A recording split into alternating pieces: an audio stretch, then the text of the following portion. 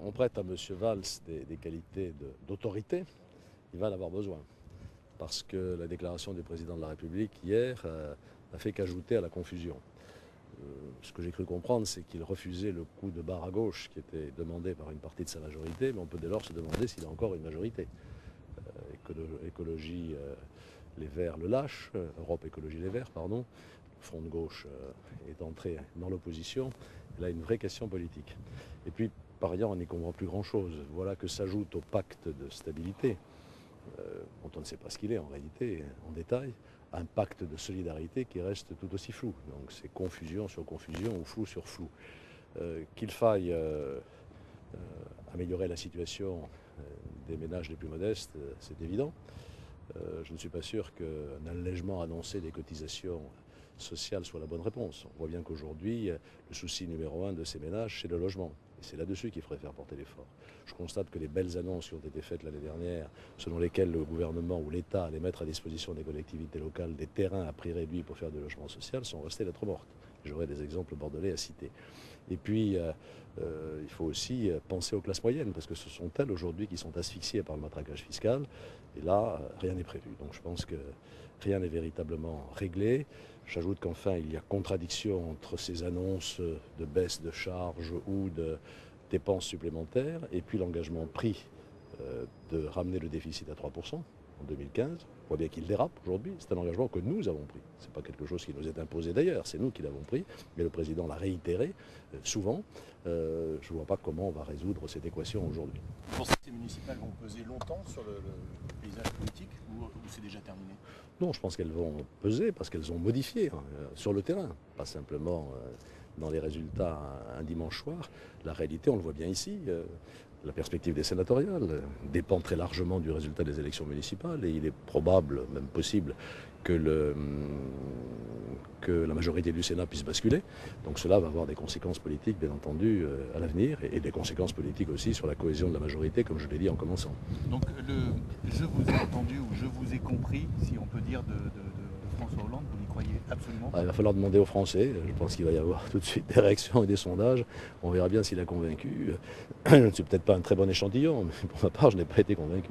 Manuel Valls, c'est peut-être l'homme de gauche qui est le plus à droite, non, selon vous? C'est ce qu'on dit. On verra. Je pense qu'on attend de lui aussi des résultats. Je l'ai dit à plusieurs reprises pendant cette campagne. Si les Français se sont abstenus ou s'ils ont voté aux extrêmes, c'est parce qu'ils attendent des résultats de l'action publique. Et si certains maires ont été élus dans de bonnes conditions, c'est que précisément, ils avaient des résultats tangibles pour leur population. Donc il faut que M. Valls obtienne des résultats. Alors on s'est beaucoup, étonné, pas étonné, mais réjoui de voir sa présence sur le terrain lorsqu'il y avait des problèmes de sécurité. Mais où sont les résultats derrière? On n'a pas vu l'insécurité diminuer et la tranquillité publique augmenter. Donc aujourd'hui, il va falloir qu'il apporte des résultats. C'est pour lui un défi qui ne sera pas insurmontable dans l'intérêt du pays, mais qui est considérable. L'économie, c'est pas sa spécialité, très clairement. Oui, mais enfin ça, vous savez, il faut se méfier aussi des spécialistes. Donc ce qu'il faut, c'est de la cohérence surtout et de la visibilité. On nous a annoncé il y a quand même 2 mois une remise à plat de la fiscalité. C'est fini aujourd'hui, si j'ai bien compris. Donc c'est ça qui bouleverse, enfin, qui trouble aujourd'hui profondément les acteurs économiques. C'est pour ça que les entrepreneurs, et notamment les petits, n'investissent pas, parce qu'ils ne savent pas où on va. C'est pour ça que les ménages, quand ils en ont les moyens, épargnent plus qu'ils ne consomment, parce qu'ils ne savent pas où on va. Donc il faut redonner ce cap, et pas sur 15 jours ou sur 3 semaines, mais sur les 3 ans de ces 3 ans encore, qui restent de ce quinquennat. Et alors, M. Hollande a redonné les grandes lignes de sa politique. Donc il y a le pacte de responsabilité que vous évoquez souvent, et puis quelque chose de nouveau, une baisse d'impôts annoncée d'ici 2017. Qu'est-ce que vous en pensez? Écoutez, je vois bien ce qu'il faut faire, bien entendu. C'est un plan triennal d'allègement global de la charge fiscale qui pèse sur les Français, aussi bien sur les entreprises que sur les ménages. Pourquoi? Parce qu'on l'a considérablement augmenté depuis 2 ou 3 ans. Et ça n'est plus tolérable, c'est ça qui aujourd'hui asphyxie l'économie française. Donc il faut le faire, mais il faut le faire dans la durée, dans la visibilité, pas en changeant de mesure tous les 15 jours. Mais simultanément, pour que ce soit crédible, ou bien il faut nous dire qu'on renonce à réduire nos déficits, ce qui serait extrêmement dangereux pour le financement de l'économie française, ou bien il faut nous dire où seront les 50 milliards d'économies qu'on ne cesse de nous annoncer et dont on ne voit pas le début, sauf peut-être dans les contributions aux collectivités territoriales.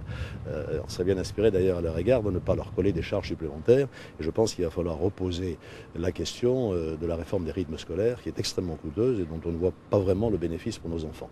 Donc voilà la cohérence qui manque aujourd'hui.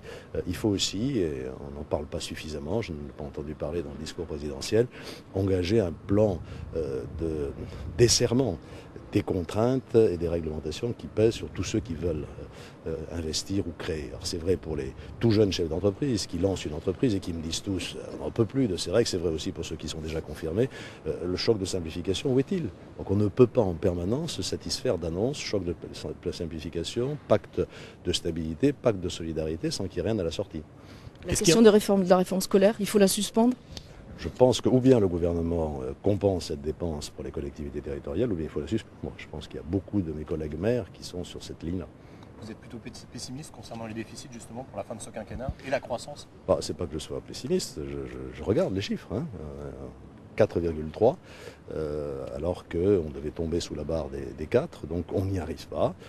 Pour deux raisons. D'abord parce qu'il n'y a pas réellement d'économie, et j'ai bien conscience que c'est très difficile de faire des économies, il faut beaucoup de courage, est-ce que M. Valls l'aura, on va le voir. Et deuxièmement, la deuxième raison, c'est la stagnation de la situation économique. On sait très bien qu'en réalité, la seule manière de rétablir les équilibres, c'est de retrouver un rythme de croissance de 2% ou un peu plus de 2%, 3% serait l'objectif. Or, on est en dessous de 1. Et c'est ça qui plombe l'économie française. Alors vous allez me dire, mais comment on relance la croissance?